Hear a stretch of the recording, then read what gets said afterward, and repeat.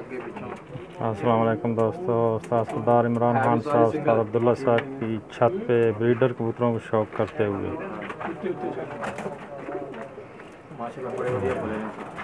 बच्चे बड़े अच्छे बने हैं, देखो जी मोटा बड़ी बच्चे। क्या बात, ज़बरदस्त।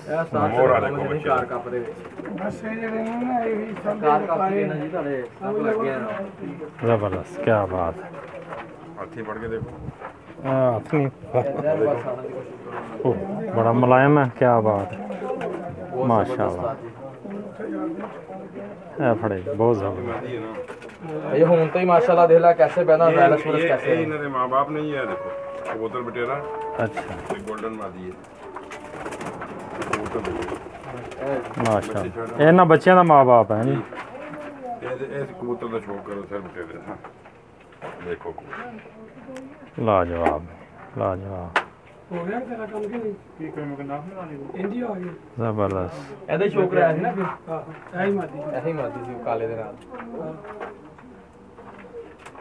माशाल्लाह माशाल्लाह, ਜ਼ਬਰਦਸਤ ਮਾਸ਼ਾਅੱਲਾ। वो छोटा किसे लाई।